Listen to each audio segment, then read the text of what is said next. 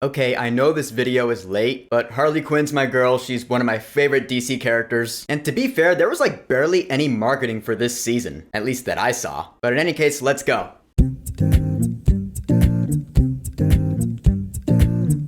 Harley Quinn Season 4. So yeah, this fourth season of this acclaimed show wrapped up last week on Max, which makes you realize this show has technically premiered on 3 differently named streaming services. That's pretty funny. So last year, Season 3 ended where Harley Quinn joined the Bat family and she's now a good guy. With Bruce Wayne, Batman no longer in the picture, Harley has now joined Batgirl, Nightwing, and Robin. Meanwhile, Poison Ivy, Harley's lover, awesome girlfriend, is the new CEO of the Legion of Doom. So of course, a big part of this season is Harley and Ivy trying to maintain their relationship even though they are now technically on opposing sides. Not even technically, they just are. You know that shit's gonna blow up in their faces. And of course, different plot lines and shenanigans are ensuing. Lex Luthor has a big plan on the moon, and more rated R Harley Quinn chaos ensues. So with this season, as with the last season, I didn't watch it week by week as each new episode came out. I waited until it was all done and then I just binged the whole thing over the last 2 days. It is kind of cool watching a whole season like that when comparing it to something like Ahsoka where I make a video on each episode each week. It's just different perspectives. I find that neat. But anyway, what did I think of this season? I thought it was alright. Not my favorite season of the show so far. I'm not saying it's bad. The show hasn't gotten completely terrible yet, but it is kind of, and I don't think I've ever used this term before, at least on my YouTube channel, but I'll use it here because it feels appropriate. This season was kind of mid. And for those of you who might not know what that means, it means it's just okay. Not good, not bad, it just is. That pretty much sums up my thoughts on this season as a whole in a nutshell. But of course, I will go into more detail right now. The biggest thing that dragged the season down for me was the plethora of irreverent humor that the show is known for at this point. That kind of humor's been in the show from day one, since, you know, the first episode of the first season. And usually that kind of humor is just plain not my thing. I mean, sure, there are bits in Family Guy that will make me laugh out loud.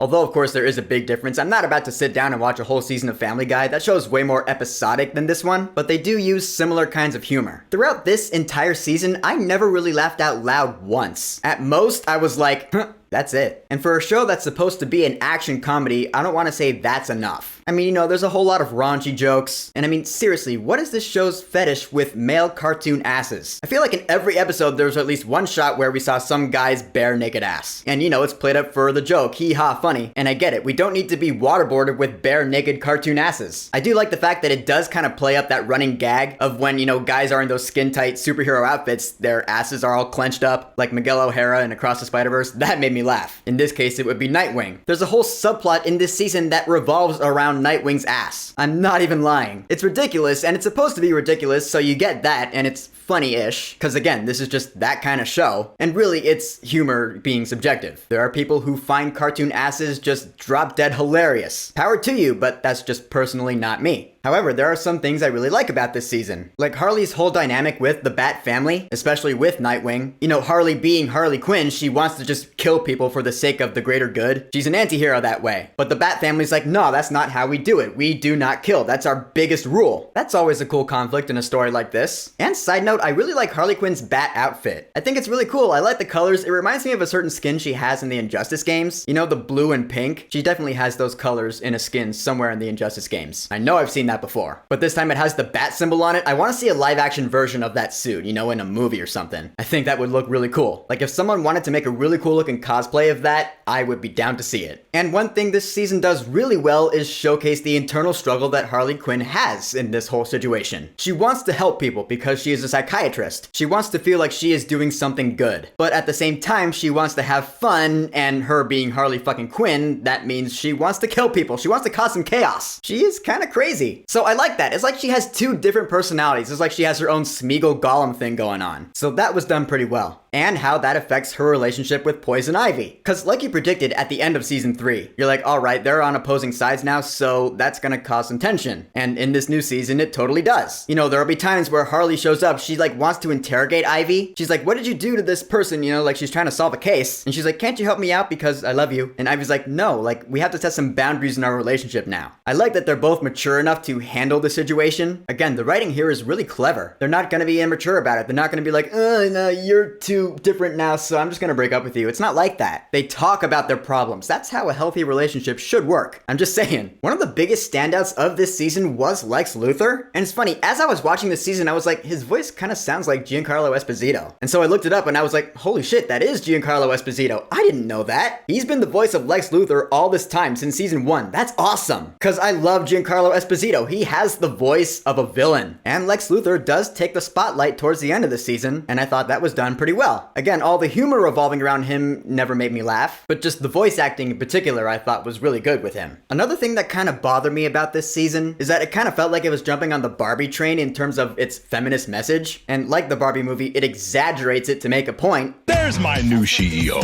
girl power, and all that stuff. Lex hired a skirt. Lean in, disrupt, and things of that nature. And also, like with the Barbie movie, I was like, alright, I get it. The whole men look down on women thing. Like, okay. Because Poison Ivy is the new CEO of the Legion of Doom, which is a bunch of male villains, they're gonna be like, excuse me? We're not about to let a lady tell us what to do. Right there, I was like, okay. This again? Really? Yeah, I felt this season was a bit preachy with its feminist message. However, towards the end of the season, and I am gonna be talking about some spoilers here, so spoiler warning. If you have not watched this entire season yet and you plan on it, don't watch the rest of this, I guess. Unless you don't care, in which case, alright, cool. But yeah, some really cool stuff happens around the end of the season, as per usual with the show, I've noticed. Like Harley and Ivy, they go forward in time to meet their daughter, and then they come back and it's like there's an apocalypse happening, and Harley Quinn fights a clone of herself. I thought that was cool. And basically, this season pretty much gets rid of the entire Bat family. About halfway through the season, they kill off Nightwing, so Nightwing dies, and again with his funeral, I was like, really? Like another ass joke? They overdid it. Robin gets taken away by Talia al Ghul. He's going back to the League of Shadows, I guess. And Batgirl, they do the killing joke, kinda sorta. Cause Joker shows up out of nowhere and shoots her in the abdomen. But you know, it's not like the exact scene from Killing Joke. He doesn't show up in a Hawaiian shirt. No, it's just Harley and Batgirl are on a rooftop talking, and then Joker shows up just out of nowhere, shoots her, and then disappears. I was like,